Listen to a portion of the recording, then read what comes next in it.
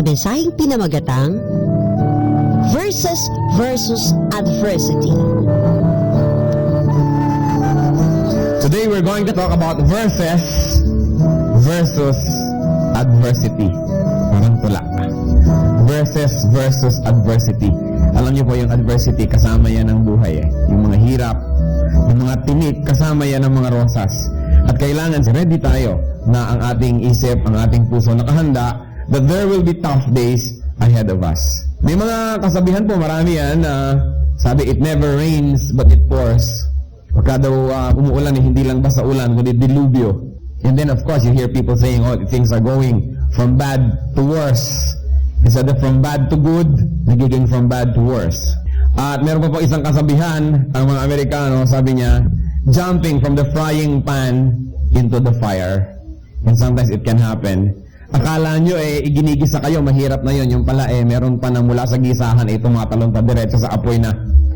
And it can happen. The year will most probably bring very tough days. The Lord never promised a rose garden.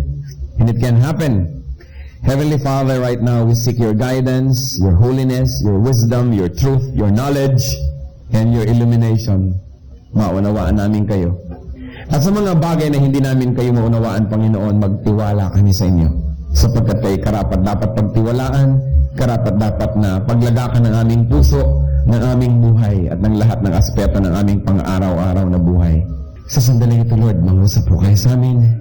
Patuloy po kayo ngayon na mag-comfort ng mga dumaraan sa mga hirap at ihanda nyo kami sa maaring mga dumating na hirap sa buhay na ito. Kayo man, Panginoon, na hindi umiwas sa hirap sa krus ng Kalbaryo. And we, Lord, your people, as we follow you, we cannot do less but to carry our cross and to follow you. Teach us. Teach us how to face tough days. Teach us how to face adversaries. And through your verses in Scripture, O Lord, give us insights today. In the name of Jesus, we rebuke all work of evil, all work of falsehood, all work of darkness and confusion and division, and we welcome only your truth, O living God. No matter how unworthy we are, O Lord, in the name of Jesus, we come boldly in your throne and ask you, please bless us, teach us, lead us, hold us by the hand, and lead us, O Lord, into your promised land. At alam namin maraming daraanan between Egypt and the promised land is the wilderness. And you allow us to go through the wilderness, O Lord. But one thing sure, you never leave us. You never forsake us. Teach us, O Lord, through 4 verses today, how we might face and continue to face difficult days which are coming or which probably in our lives have already come. Sit on your throne of glory, O God. We enthrone no one but you. We crown you with our love and affection. Do your perfect will. Move among your people. Anoint us, Holy Spirit.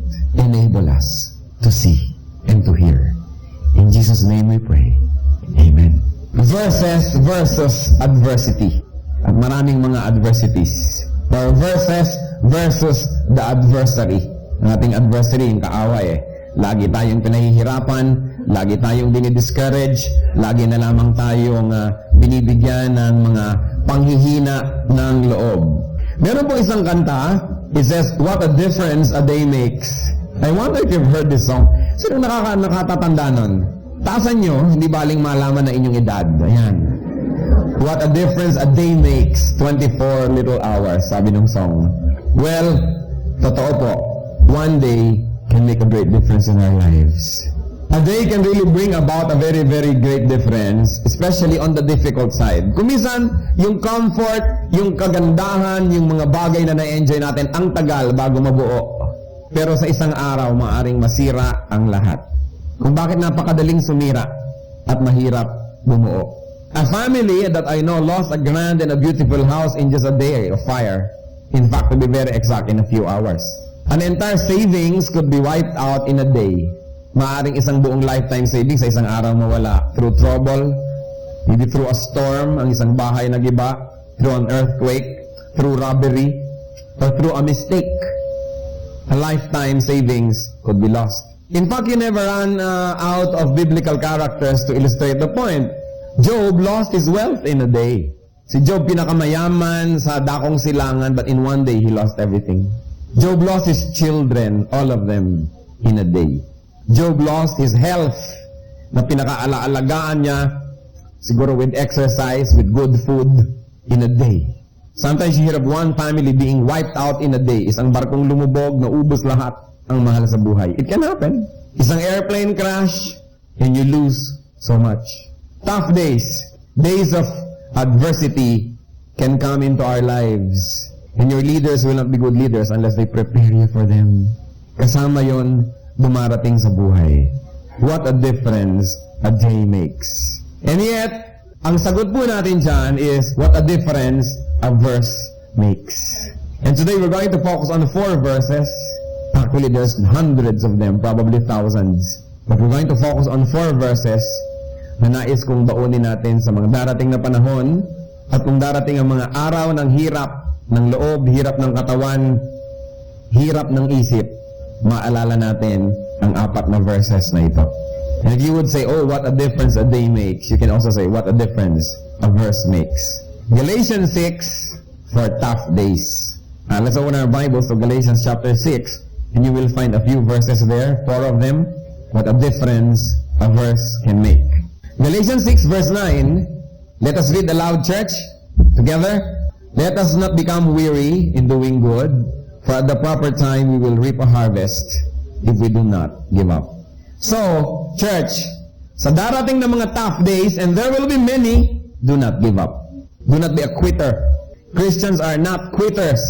Don't quit, but continue to persevere. Rest, but do not quit.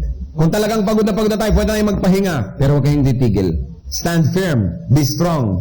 Maaari kayong mag-rearrange ng plano, regroup ng inyong mga resources, but do not surrender.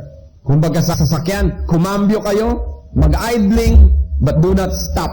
Because life should go on. And life is designed by the Lord to go on. Kung nagne-negosyo kayo, hindi kayo kumikita, don't stop. Baka naman maling negosyo, change business, change style, change personnel, change some things, but don't give up. Don't stop. Kung kayo nasa ministry, nagkakaroon ng mga pagsubok, nagkaroon ng mga hirap, don't stop. Hindi kayo effective, maybe you should change ministries. Maybe you're in the wrong place, in the wrong specific place, but don't stop. Don't quit. Remember Galatians 6:9, let us not become weary, especially in doing good. Go on. Go on doing good. Go on pursuing a godly plan. And then another verse, Galatians 6:10, magkasunod lang. We have opportunity, let us do good to how many people?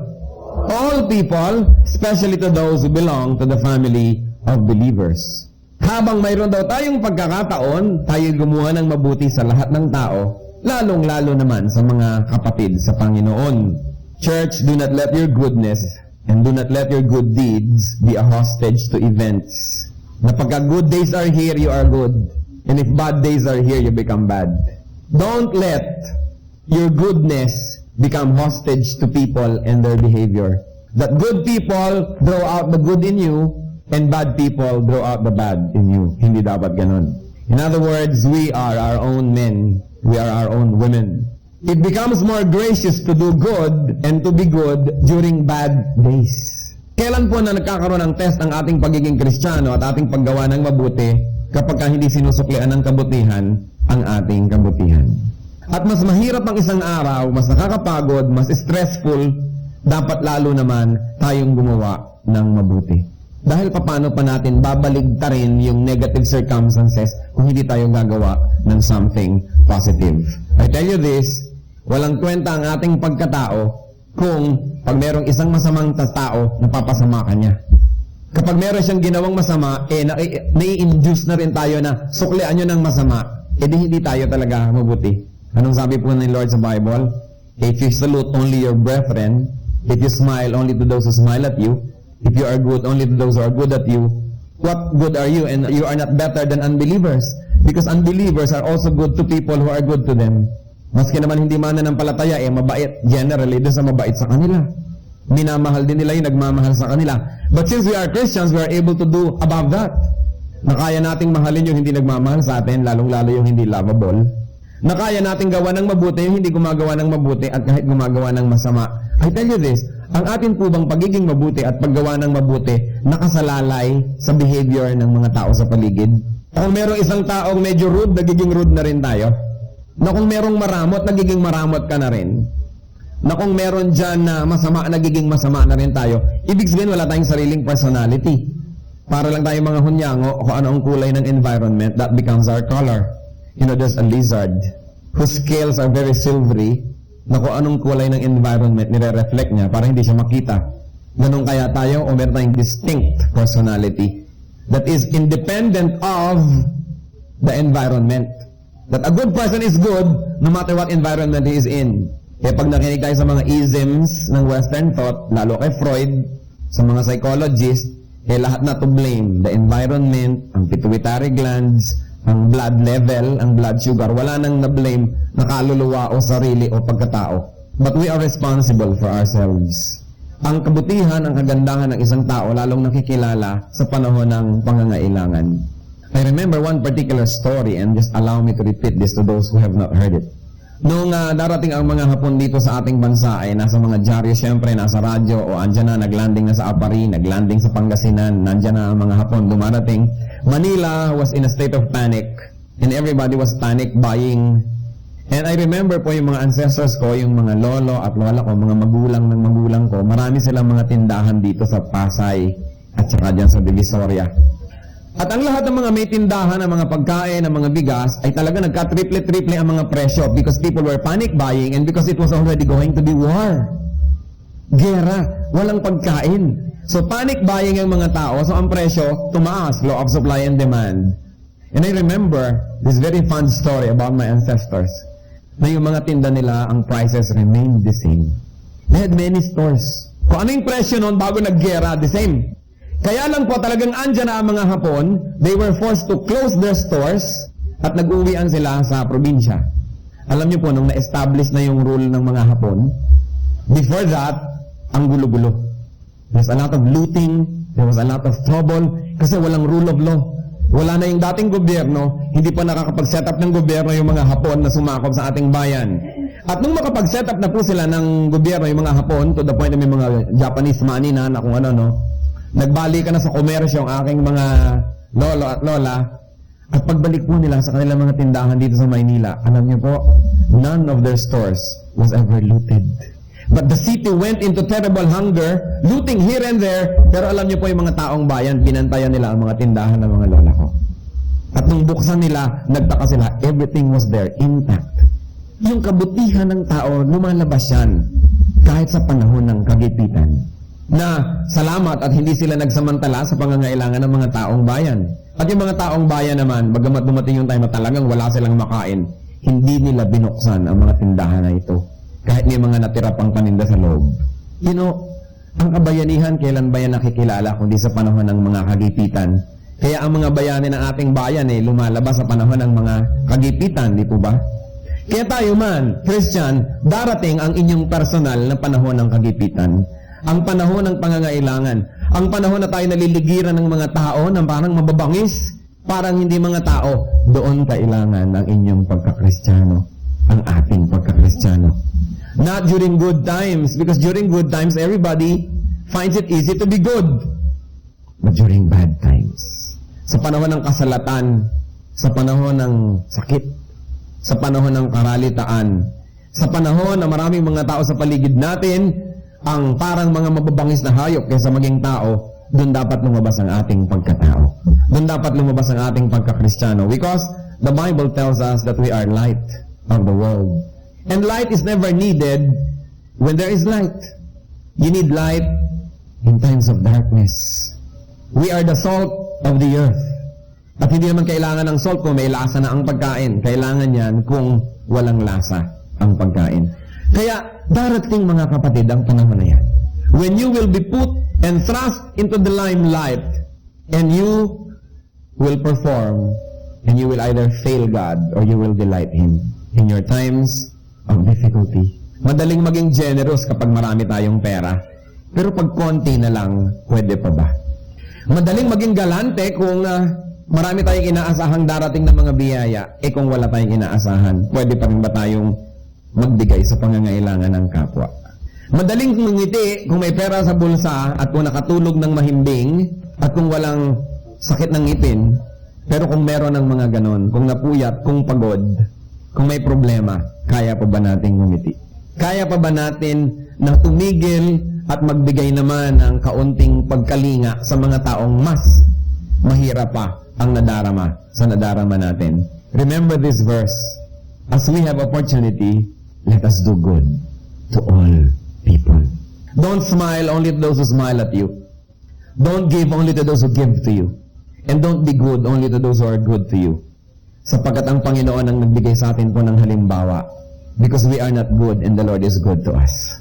We are not faithful and the Lord is faithful to us. We are not caring and the Lord is caring to us. Kapag ka tao ang kinopya ng Diyos, disaster. Kaya dapat ang Diyos ang kopyahin natin. And you, Christian, are a very special creature. You are the light of the world. At mas madilim ang kalagayan ng isang lugar, mas nagiging makabuluhan kahit kaprasong ilaw lamang. Kaya sa inyong mga pumapasok sa mga madidilim na auditorium o mga sinihan, nakikita nyo, kaprasong ilaw lang. Bakit parang naliliwanagan ng lahat? Kasi sobrang dilim eh. Kaya mas madilim, mas kailangan na tayo ay magliwanag. Kaya pag dumarating po yung mga pagsubok, mga hirap, and we are tempted to behave like the worldlings, like the people of this world who don't have the Lord in their hearts, think again and you say, this is my ministry. At kung maaalala nyo yung kwento ng mga lola ko, eto, ang aking panahon ng hapon. Magja-jack up ba ako ng presyo o manglulot ba ako? Or will I behave in a gentle, loving way? Ang pinakamasama lang namang mangyari sa atin ay mamatay. Ewan ko lang kung talaga masama yun. Sabi nga ni Paul, to die is gain. Kaya lang naman gumagawa ng masama ang tao sa takot mamatay eh. Kaya nang aagaw, kaya gumagawa ng ganito at ganon, sa kagustuhan na siya ang patuloy na mabuhay at siya ang sumaya. But remember, we Christians who have the Lord, to die and to live, they are both gains. And Paul said, for me to die is far better because I will be with my God. Siyempre, ayaw naman nating mamatay agad. Wala namang Kristiyano nagpapakamatay dahil gusto nang makita ang Diyos. Pero kung namatay, edi namatay. At kung nabubuhay, edi buhay. Lagyan ng kahulugan yung ating buhay. Let us read another verse. Galatians 6:17. Finally, let no one cause me trouble, for I bear on my body the marks of Jesus. Ito po yung si Paul speaking. You know, Paul was stoned. Yung si Paul ay naranasan niyang pinagbabato at siguradong maraming peklat na naiwan sa kanyang katawan ang pagbabato na ito ng mga tao. Yung story po niya nasa Acts chapter 14. Siya binato. Naranasan niya pong binugbog. Makikita niyo sa Acts chapter 16, sa 2 Corinthians chapter 11, na binugbog siya ng mga tao kaya siguradong napakaraming marka rin na naiwan sa kanyang katawan. Naranasan niyang ihulog sa bangin. Naranasan niyang padaos-dosin sa mga pader sa pamamagitan ng basket. Naranasan niya na siya iniwan ng mga tao dahil akala patay na siya pero hindi pala. He was persecuted for the Lord. And Paul says, therefore let no man disturb me because I bear on my body the marks of Jesus. Napakagandang marks po yun, di ba? Yung mga ibang katawan, ang nakalagay na marka BCJ, Sige, Sputnik, Alpha Phi Omicron or something. Epsilon Chi, mga fraternity. Sabi ni Paul, I bear on my body the marks of Jesus. I wonder if there's anyone here who bears on his or her knees the marks of praying. Ang ganda mga mark yon. At alam nyo, yan ang mga tunay na mga medalya. I bear on my body the marks of Jesus. Sabi niya. Kasi po noon, ang mga slaves, kapag meron silang hikaw na yun ang brand ng kanilang amo, o may kwintas sila, o may mga marka sila sa katawan, ibig sabihin, property sila ng amo nila at under the protection sila ng kanilang master. And Paul, speaking here in symbolic terms, sabi niya, I bear on my body the marks of Jesus. Therefore, the protection and the care of Jesus is surrounding him. Kaya daw ibig sabihin nun, let nothing or no one gain mastery over me because I have another master. I bear on my body the marks of Jesus. I am a slave and property of Jesus, and I will recognize no other master, and I will allow no other master to control me. Do we have the mark of Jesus in our bodies? Siguro po yung iba, physically, naglilingkod kayo sa Panginoon, at sa paglilingkod nyo ay nagkakarpentero kayo, napokpok nyo inyong daliri, nagkapeklat, ayun, mark nyo yun. Yung iba naman, walang mga physical marks. But the devil knows all the children of God because we have the seal of the Holy Spirit. And the angels of the Lord know all the children of God because we have an unseen mark. Meron po tayong marka. Whether you know it or not, nandun yun. Kumbaga sa supermarket, yung mga bar lines na ganun na pag tumama sa ilaw, lumalabas na yung presyo dun sa cash register. Meron tayong ganun. And you bear on your body the mark of Jesus, Christian. So, let no one master you. Let nothing and no one control you away from the control of your master and friend, the Lord Jesus Christ. In other words, Christian, the Lord through you are in command of yourself.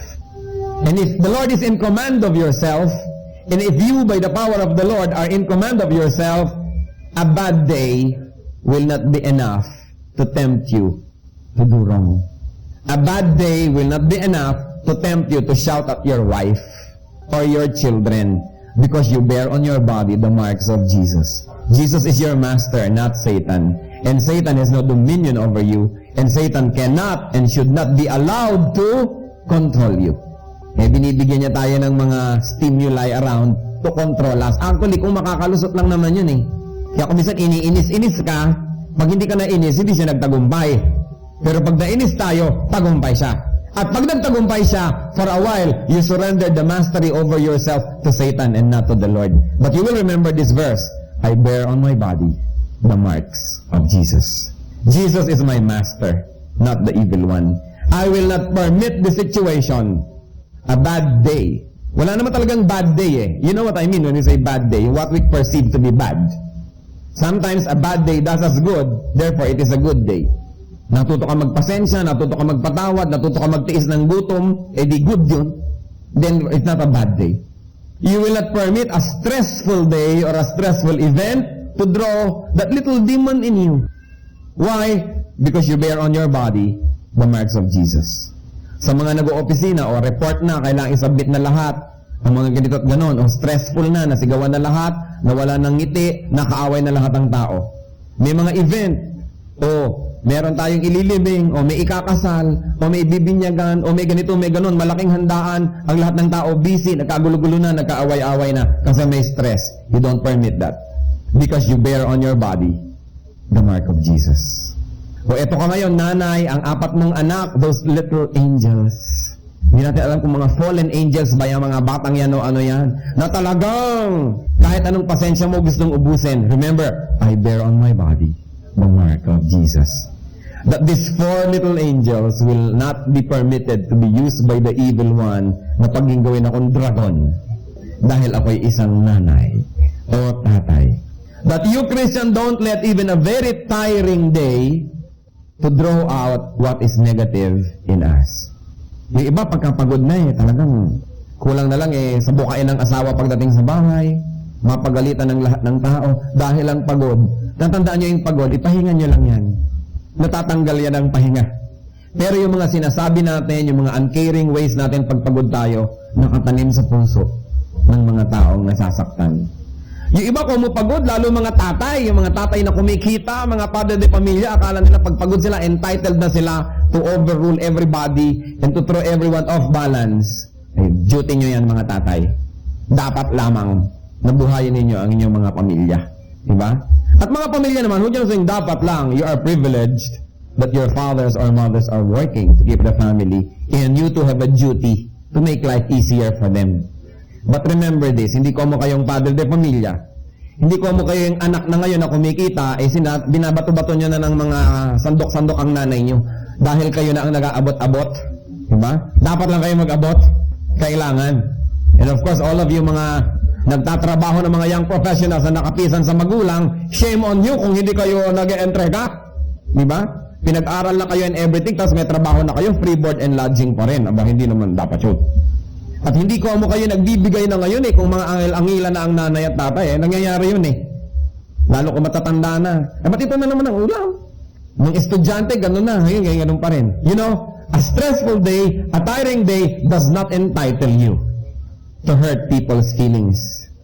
And remember, when you're very tired, you say, even this tiredness is charged to the cross. I bear on my body the marks of Jesus. I will not permit a tiring day to become my tyrant, to become my master. And then of course, you don't permit a sad day to draw out an evil part of us. Kahit ka pa nakipag-split sa iyong nobyo, o kaya nawala ng isang mahalagang bagay, hindi pa rin sapat yun dapat para tayo tumigil sa paggawa ng mabuti, para tayo makontrol. A disastrous day. And sometimes, you've heard of people na unbelievable ang nangyayari sa isang araw. Meron ngang tao, at ito ay nabasa ko, na bukod sa siya nahulog sa building, at kulang-kulang na lang yung mamatay siya ng damputin, ang sinasakyang ambulansya na bangga pa. Nagkapipi-pipi pa siya, at nung dinala siya ng mga tao pa, ang dami pang na-dislocate yung mga buto. And you, Christian, should still be able to say, praise God. At pag nasasabi natin yon, totoo na that the devil has no mastery over you. Because in life or in death, the Lord is to be praised. Because the Lord is Lord over all. Hindi naman siya Lord lang nung beautiful day eh. Hindi naman siya Lord lang nung painless day. Lord pa rin siya nung painful day. Lord pa rin siya nung stressful day. Pati nung tinatawag nating disastrous day. Because the Lord is Lord of all. Eh tayo mga Kristiyano, kamisan selective ang ating praising. Only when it fits our specifications of what we mean by a nice day, doon lang tayo nagpe-praise. At sa ibang araw, sang bako lang muka, hindi maipinta, at hirap na ang loob. Remember, kung masama na nga yung mga nangyayari, balik pa rin ninyo. And the only way to do that is to not allow that event or that person to rule your life. Do you have the mark of Jesus in your body? Maganda kung physically meron. Huwag naman kayong biglang magtato, Jesus. There's one person I'm ministering to, at ipinakita sa akin ang mga tato sa kanyang katawan. Isang katerba. Pangalan dito ng babae. Mga kung ano-ano dyan. Hindi naman yun ang kailangan nating mark. But every person has the mark of Jesus on him or her, whether you see it or not. At salamat na lang, kita yon ng masasamang espiritu. They won't mess with you. They will only attempt kung makakalusot. Pag pinaalala nyo kung sino kayo, aalis yun. Finally, brothers and sisters, another verse.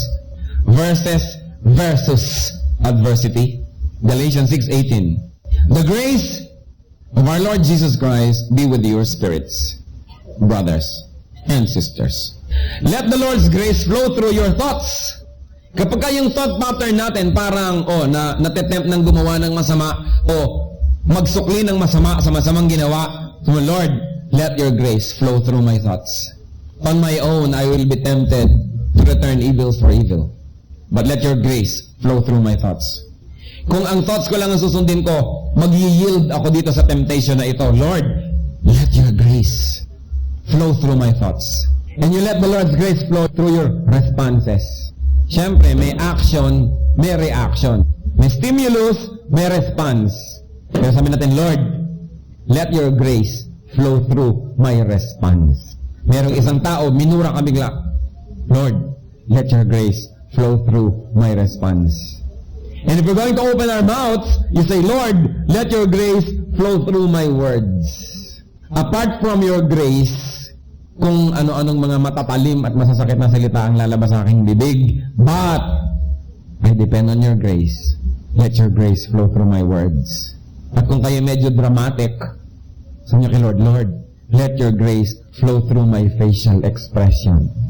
Kasi kung minsan talagang, bakit nagdilim ang kisame? Puro kilay. Nagtaasan lahat ang mga kilay ng mga tao. Walang mga kilay ang mga tao. Yung ganun kumisan, meron lang magre-react agad yung face mo. Oh Lord, let your grace flow through my facial expression. That I will not betray this evil thought that is beginning to take control of me. You know, this is one of the areas, Christian, na masyado nating neglected. Yung we charge things to God's grace. Ano ba yung grace? An undeserved gift. And you can receive that. Open your heart and let God's grace flow. Because it will. Kaya sabi ni Paul dito, let the grace of our Lord Jesus Christ be with your spirits.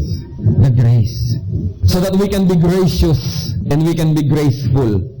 How do you go out of a tight situation? You go out gracefully. Graciously. Hindi yung you storm out of it, you walk out of it. Hindi na dapat uso sa mga Kristyano yung pa-walk out, walk out. Minsan hindi mo gusto na dididig mo, bigla kang tatayo, padabog kang biglang tatalikod. That's very unchristian. It's not graceful. Be graceful because we are full of grace. And that grace is available. Matthew 7 tells us, ask and it will be given you. Seek and you will find. Knock and the door will be open to you. In times of difficulty, in hard days, in tough days, you say, Lord, let your grace flow. Pray, and the Lord will answer you. Before you open your mouth, before you make a facial expression, before you lift a hand, you say a prayer, Lord, let your grace flow. When we are challenged, when we are tempted, when we are, obligated by situations to return evil for evil, you pray. Stop. Pray. You say, Lord, let your grace flow through me. Verses versus adversity. Sabi ni David, Psalm 119 verse 11, I have hidden your word in my heart that I might not sin against you. Christian, hide these 4 verses in your heart and draw them out in times of adversity. Galatians 6:9, Galatians 6:10, Galatians 6:17, and Galatians 6:18. Many verses are still available, but for now, let those verses be in your heart. Nandun na yun. And before the days of difficulty come, right now you decide how you're going to face those days. You're going to face those days gracefully, graciously, victoriously, peacefully, because you bear on your body the marks of Jesus. Difficult days will come. Be ready for them. Remember, do not give up. Continue to do good. Do not be controlled by anything or anyone aside from God. And let God's grace flow. Because His grace is sufficient for you.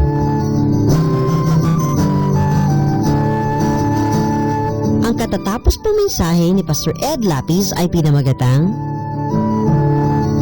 Verses versus Adversity.